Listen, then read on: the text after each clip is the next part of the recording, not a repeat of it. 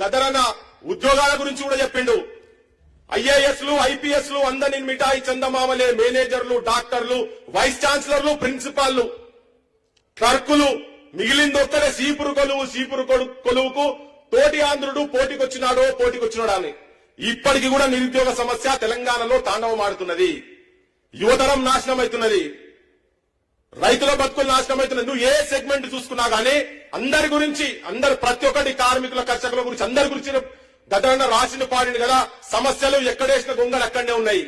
నేను మొన్న చెప్పినా, మళ్ళీ ఇలా చెప్తున్నా, మీ కొంతమందికి వెనుక ముందు ఉంటే మీరు సాహిత్యం మీరు రాసి పంపండి. మా బోటంలో సమాజంలో తిరుగుతాం. గద్దరన్న ఆశయాలను నెరవేర్చే వరకు. గద్దరన్న చెప్పిన ఒక మాట, ప్రజల ఆలోచనలు, ఉద్యమాలు చేసేటువంటి, సాహిత్యం తయారు చేసినటువంటి నాయకుల ఆలోచనలను అమలయ్యేంత వరకు ప్రజాప్రభుత్వాలు రానట్టే అని చెప్పిండు. గద్దరన్న బానిసలారా లెండిరా, ఈ బానిస బతుకులు వద్దురా అని చెప్పిండు. ఓటును ఆయుధం చేసుకొని ఒక రాజ్యాన్ని కూల్చేటందుకు తన గొంతు, తన పాట అన్ని ముందడికి వచ్చినాయి. ఇలా రాబోతున్నాయి, మళ్ళా పోరాటాలు రాబోతున్నాయి. నీళ్ల సమస్య, గోదావరి అలల మీద కోటి కలల గానమా, కృష్ణమ్మ పరుగులకు నురుగుల హారమా, మా నీళ్లు మాకేనని కత్తుల కోలాటమా, కన్నీటి గానమా. కత్తుల కోలాటం మళ్ళా జరగబోతున్నది బనకచర్ల రూపంలో.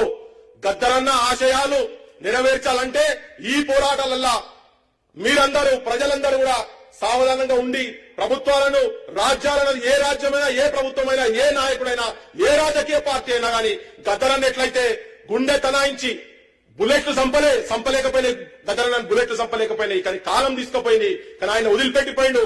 కాలము తెలంగాణకు పురుడోసి కనాల్సిన అవసరం ఉండే కావచ్చు. దానిలో గద్దరన్నే ముఖ్య పాత్ర పోషించుడు. గద్దరన్న లేకుంటే తెలంగాణ లేదు. గద్దరన్న సాహిత్యాన్ని చేతిలో పట్టుకొని యువతరం మొత్తం ఈ ప్రాంత, తెలంగాణ ప్రాంత, భారతదేశ విముక్తి సైడ్ ఇటువంటి నాటకాలు భవిష్యత్తులో జరగకుండా ఉండేటందుకు తల్లిదండ్రులను చంపేటువంటి కుసంస్కారంలో పెరుగుతున్నటువంటి పిల్లలను గద్దరన్న ఆశయాలు, చాలా మంది వేదిక మీద ఉన్నాం, చాలా మంది ఉపన్యాసాలు ఇస్తుంటాం. కానీ మీరు ఒక్కసారి గుండె మీదే చేసుకొని చూడండి. మీ పిల్లల భవిష్యత్తు, సమాజంలో ఉన్నటువంటి చాలా మంది అర్బన్ సెగ్మెంట్ లో కూడా ఇటువంటి పిశాచాలై తిరుగుతున్నాయి. వీటిని అరికట్టేందుకు నాయకులందరికీ పర్సెంటేజ్ పోతున్నాయి. నా వ్యక్తిగత అభిప్రాయం ఇది. ఇవన్నీ ఆపాలంటే, తన ఆశయాలు నిజంగా నెరవేరాలంటే, ఒక నూతన సమాజాన్ని నిర్మించాలంటే గద్దరన్న సాహిత్యాన్ని నిర్మోహమాటంగా, నిర్భయంగా